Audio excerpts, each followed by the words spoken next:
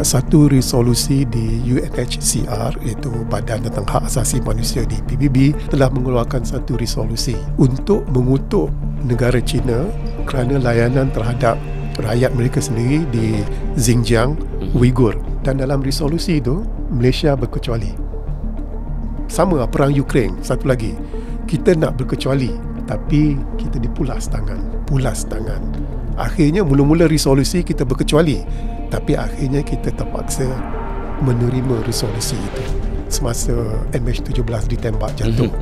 3 minggu lepas tu satu tribunal ditubuhkan untuk menyiasat dari segi jenayah. Cuba bayangkan, Malaysia tak dijemput.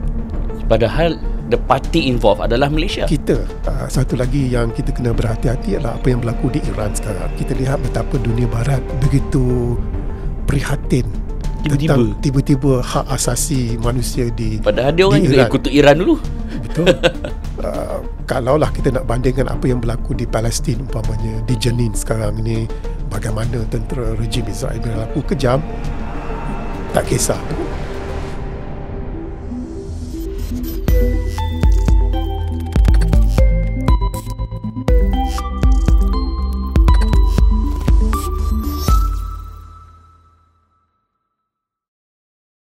Assalamualaikum Prof. Waalaikumsalam, Amin. Sihat lah? Sihat macam biasa, Kita Alhamdulillah. biasanya duk jumpa di program-program TV. Hari ni kita jumpa dalam platform podcast. So Prof, dah biasa ke berpodcast ni? Kalau podcast macam ni belum pernah lagi.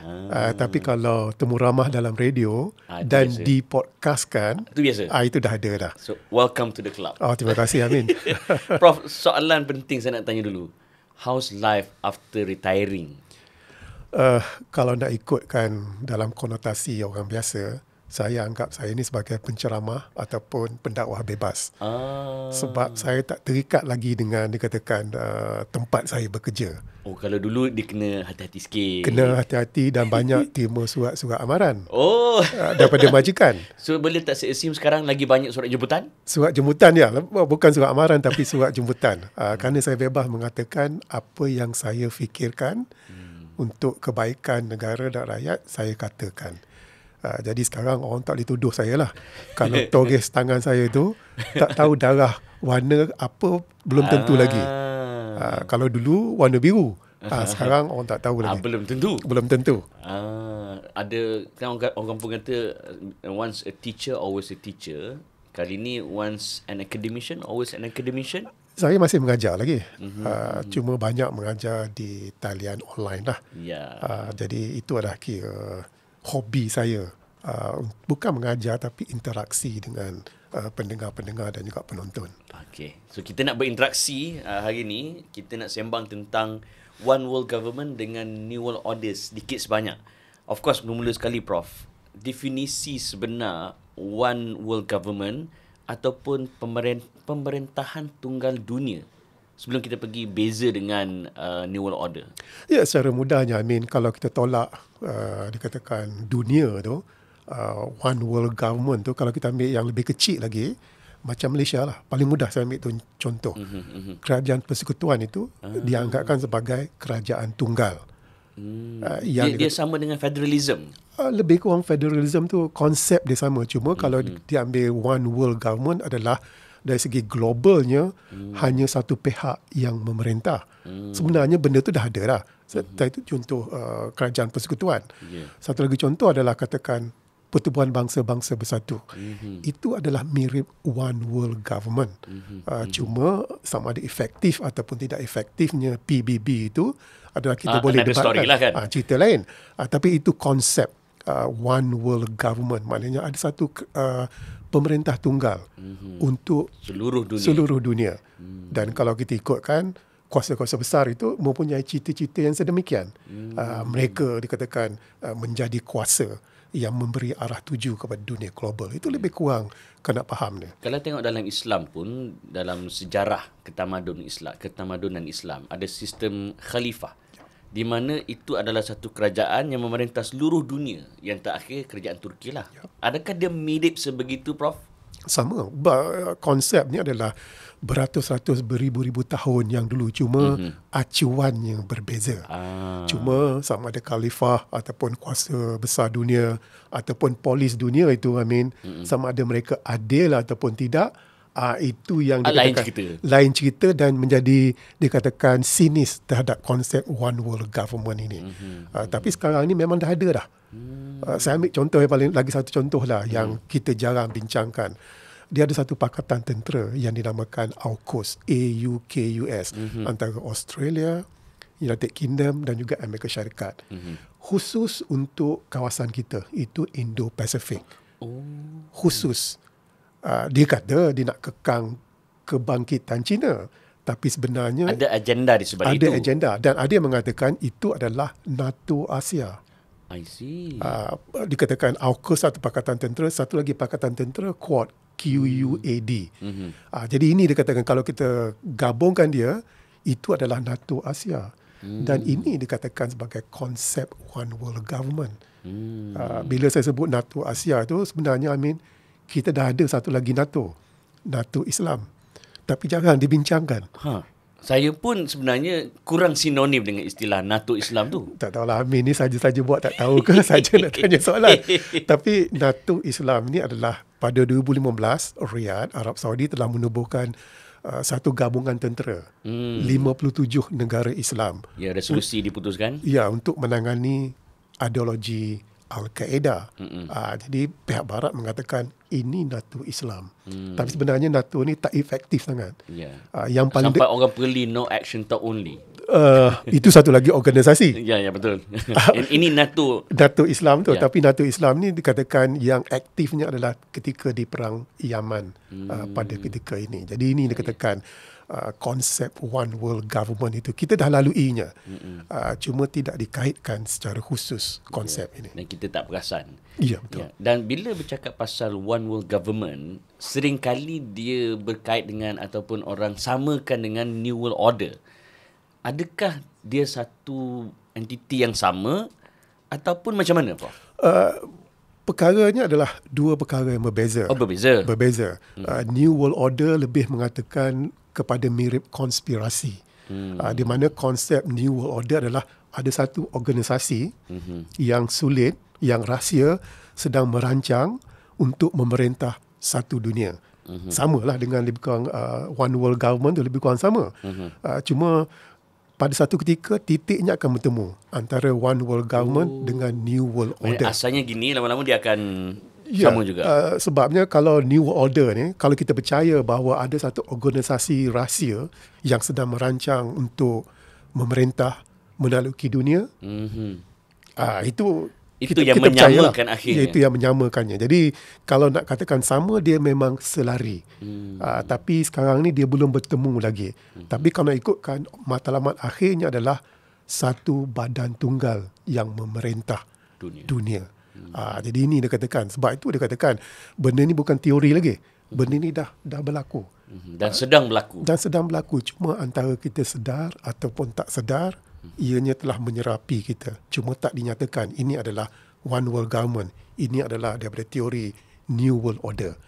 Jadi itu yang paling bahayanya bagi kita lah. Kalau kita tak sedar itu, paling bahaya dan kita terpengaruh dengan apa yang dia bawa.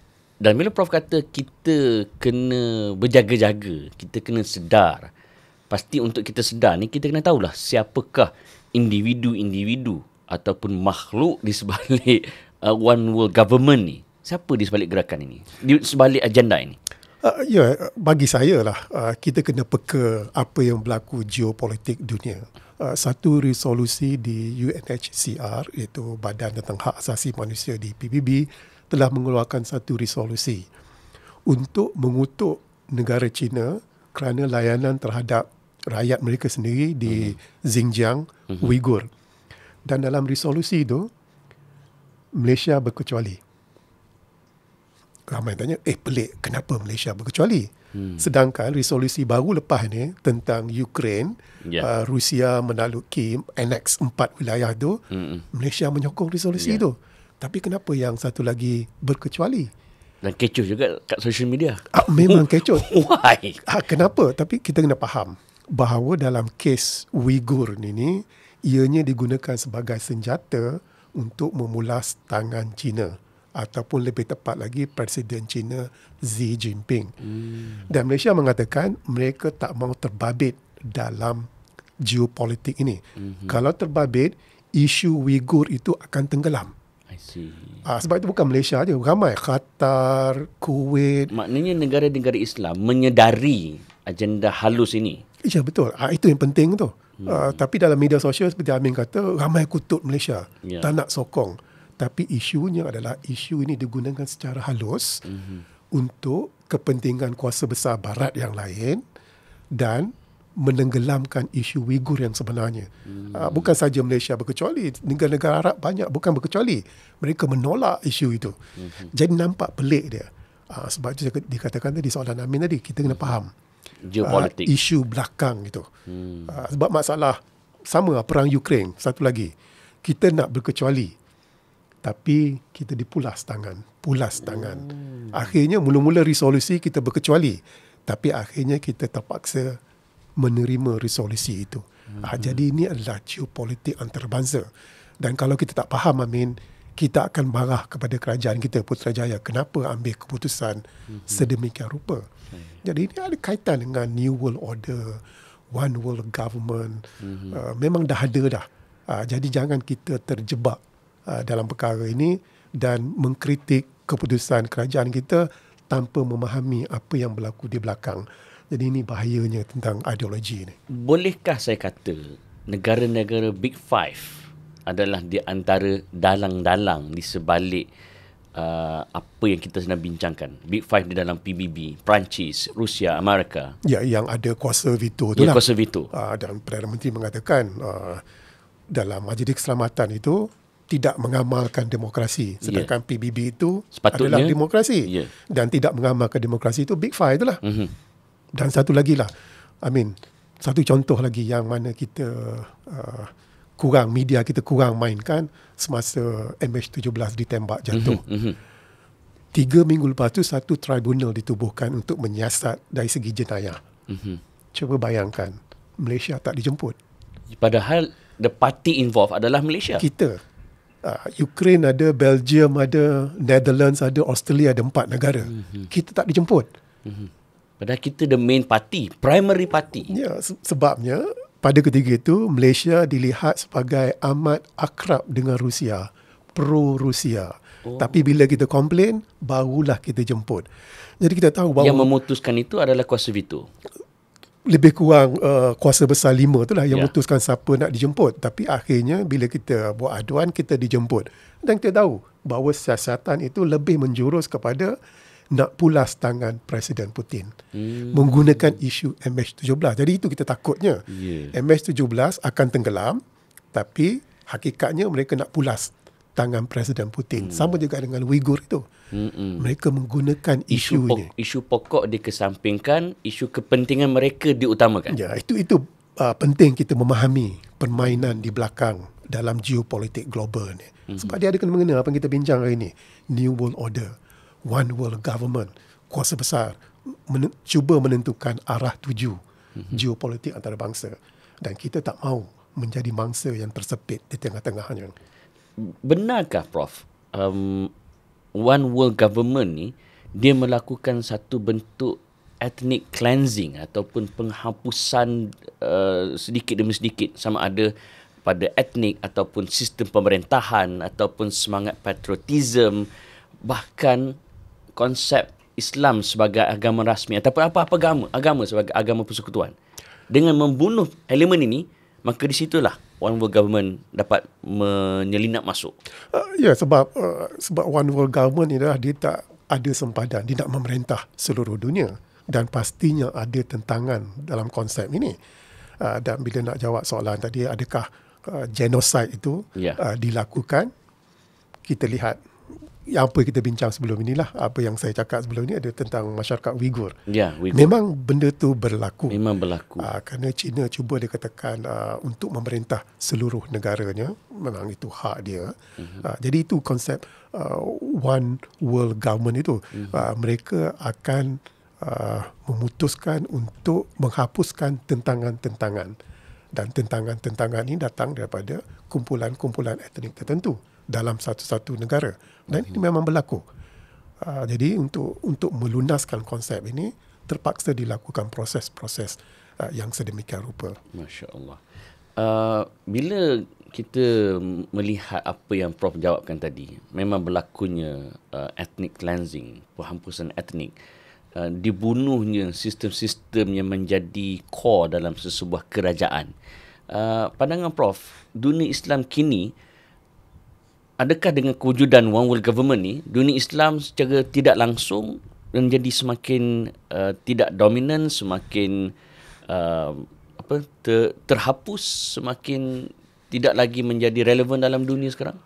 Ya, kalau nak ikutkan, yalah, bukan nak salahkan kuasa besar, tapi mungkin salah kita juga, kerana setiap negara Islam itu mempunyai agenda yang tersendiri.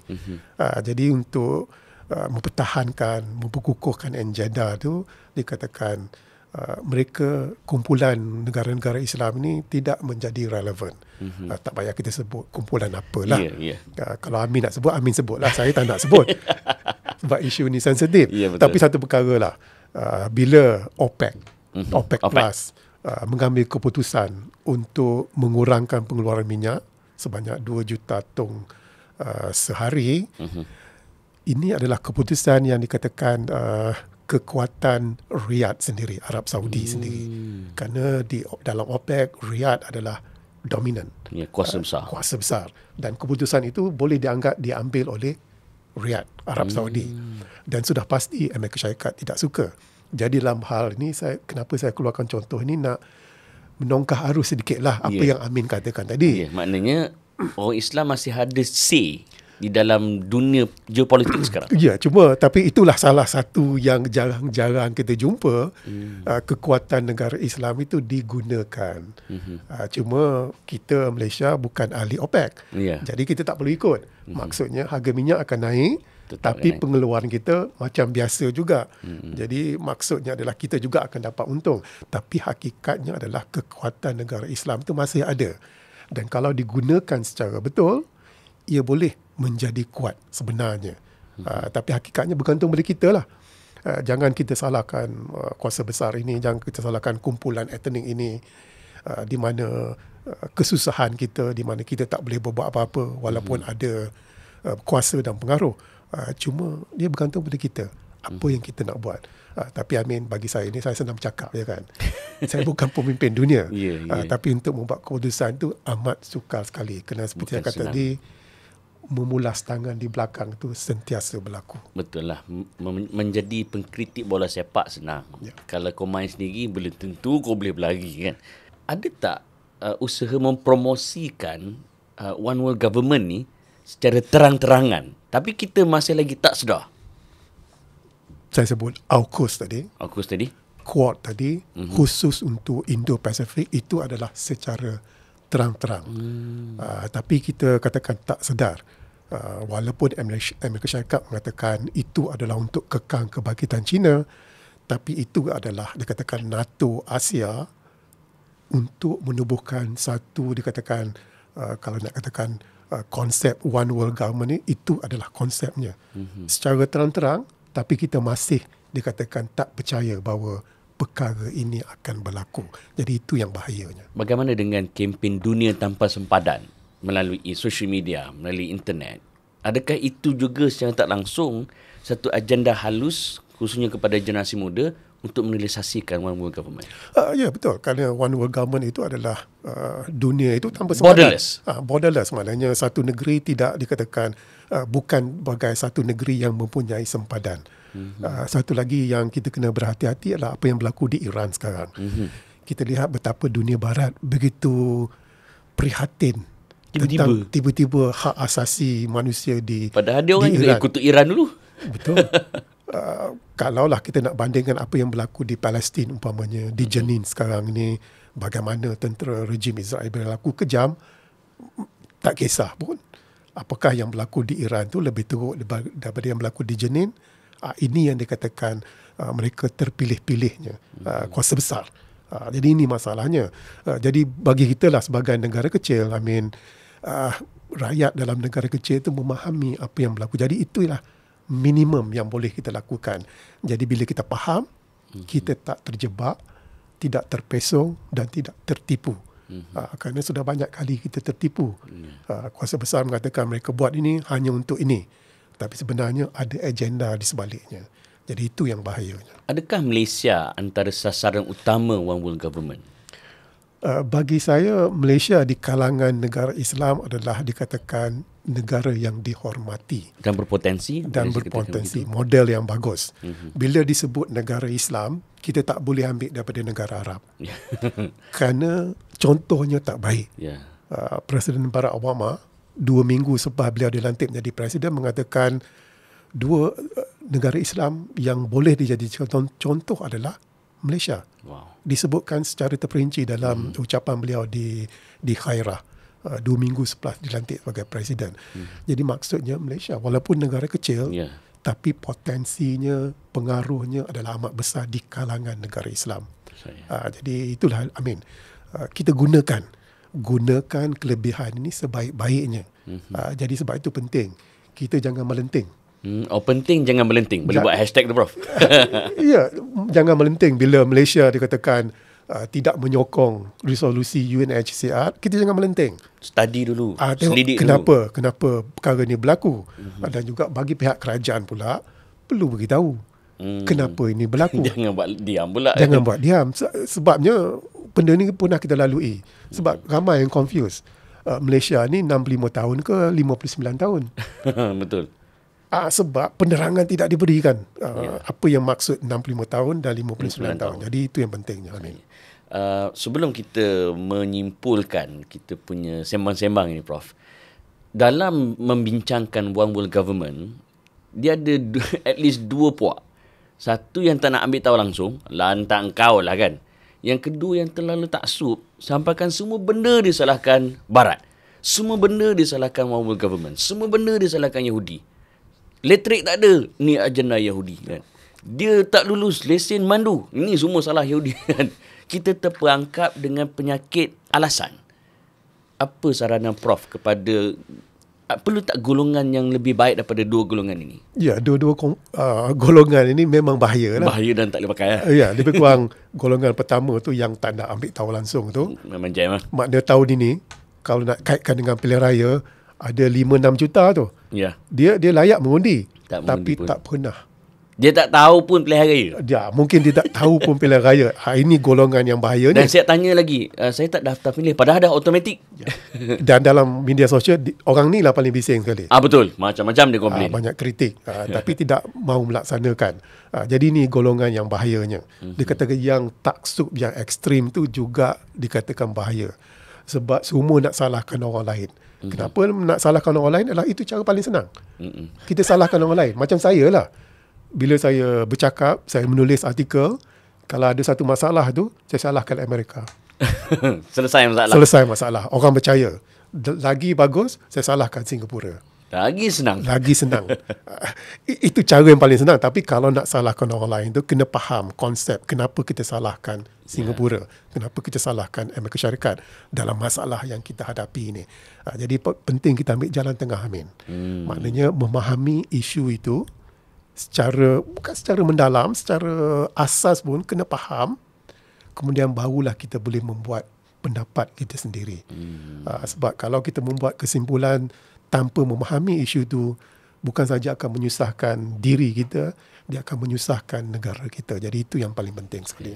Akhirnya, Prof, bagaimana cara untuk kita menentang One World Government ini? Saya yakin yang duk menonton di YouTube, yang duk dengar podcast ni, dia kata, Allah, banyaknya masalah. Habis tu aku kena buat apa? Ya, Amin, paling senang adalah memahami isu itulah. Kena banyak membaca. Jangan baca tajuk saja. Jangan duk TikTok manjang. Masalah TikTok ini, ialah dia menarik. Pilih konten yang sesuai. Konten yang sesuai. Jadi itu asasnya lah. Yalah, kita boleh berdoa. Tapi dalam kita doa tu, kita memahami isu tersebut. Cukup hanya memahami isu tersebut. Malaysia, dia katakan, saya yakin mempunyai pemimpin dan juga penjawat awam yang arif perkara ini. Jadi kita bantu kerajaan kita jangan mengkritik secara sembrono. Kalau secara sembrono dia akan menyusahkan kita sendiri. Semua orang pandai kritik kan. Boleh. Termasuklah saya. Dan juga saya. Prof, terima kasih banyak bersama kita dalam EP Podcast. Dan insyaAllah saya belajar satu benda hari ini. Pertama, kritik senang, nak buat bukan senang. Kedua, jangan duk fikir sangat. Kita boleh fikir pasal agenda orang lain, tapi jangan sampai kita lupa agenda kita. Ya. Alright. Prof, jumpa lagi insyaAllah. InsyaAllah. Amin. Assalamualaikum. Waalaikumsalam. Habis.